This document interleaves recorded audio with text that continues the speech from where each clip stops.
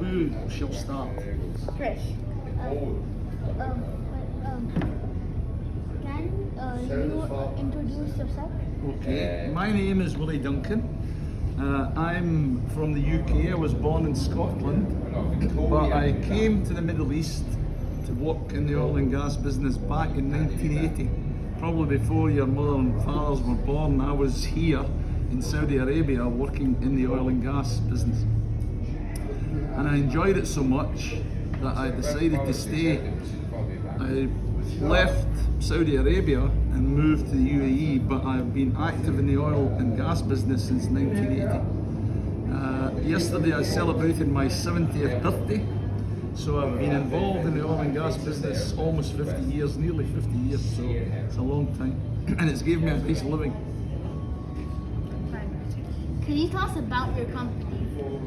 I brought some literature that you can keep. The company I work for in my oil and gas career, I started off working for Saudi Aramco, who are the world's largest oil and gas energy company. Also, I've worked for Schlumberger, who are one of the largest oil service providing companies. I worked there for 16 years and I retired from there 8 years ago. And one of my best customers at the time was this company, a company called Bliss Anand, who are an Indian family-owned operation, third generation. The company was founded back in 1975 in India, and now the third generation, the original founder, Mr. Prem Anand, he died in 2004. His three sons took over the running of the company, and two of them are still involved, and now their sons are involved in the company as well. So we're now third generation, but still very much family company. Our headquarters are in Delhi, in India, but we have manufacturing operations here in the UAE in Jebel Ali. My office is in Jebel Ali. It'd be nice to get them to come and have a look at what we do if they're interested, you know. And we also have manufacturing plants in Saudi Arabia, in Denmark, in Hong Kong. My third question is, what is your role in the company? Well, effectively, my title is Business Development Manager, but what that means is everything. I'm an advisor to the owners of the company, and I'll give you one of my business cards as well. How many are there? One each. You need one each? No problem. Thank you. You're welcome. So, but it's effectively a sales role. I interface with customers and provide a lot of technical backup on the product. You know, when customers ask technical questions, I provide the technical expertise as well as the sales activity. Can you tell us more on how your company enhances the consumption of fuel in the region? Well, we provide instrumentation products to the producers of the oil and gas companies in the region. So our customers would be companies like Saudi Aramco in Saudi Arabia. Here in the UAE we have ADNOC. I mean, all my life I've been involved in oil and gas. I don't drive an electric car. Your dad knows I always drive cars with large petrol engines. But I definitely agree. I think we should reduce our production of greenhouse gases, you know, caused by automotive and whatever. But we are not completely ready to make the transition from fossil fuels, hydrocarbon, to electric at this point. Soon we may be. You know, these days they can make sustainable fuels. You know, do you watch Formula One?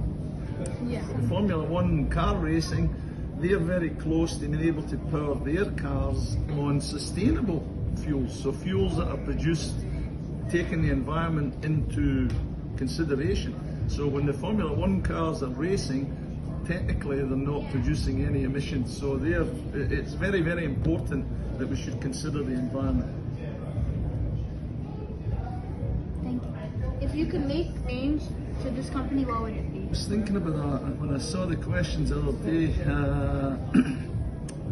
Maybe the easiest thing we could do would be to convert to hybrid vehicles. We've got many vehicles within the company, and we could convert to hybrid, which is a combination of hydrocarbon and electric, that would help the pollution of the environment. So maybe that, or when we're doing our manufacturing, we could possibly use more renewable sources of electricity.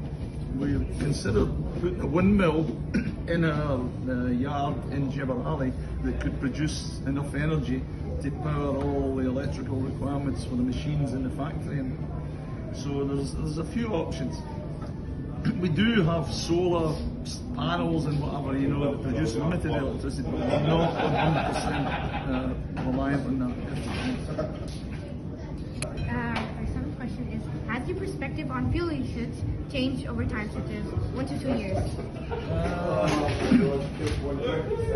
No, I think we need to be smarter in how we actually treat the fuel that we're producing to reduce the emissions. We need to use technology. You know, we've had catalysts in our cars for a long, long time to reduce pollution, and we could do even more to the fuel that we use for internal combustion engines to reduce the harmful effects on the environment. And as I say, I was at an exhibition in India earlier in the year, and there were a lot of companies promoting the production of sustainable fuels. So that would probably be my next logical step. I've been 50 years in oil and gas, so overnight to change is almost impossible. But sustainable fuels would be something that would be very, very good for the environment going forward, and should be something we work on. If you had the chance to talk or inspire the world about your company, what would you say?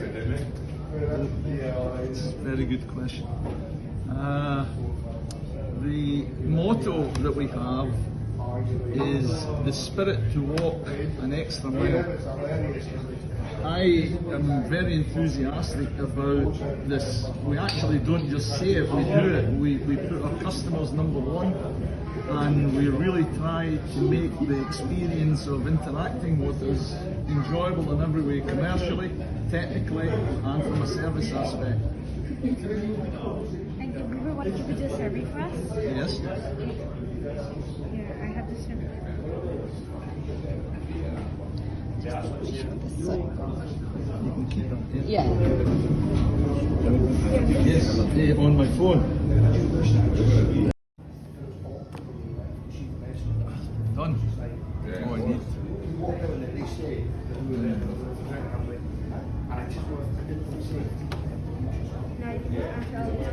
Right. What is your gender? Shakes group. I told you.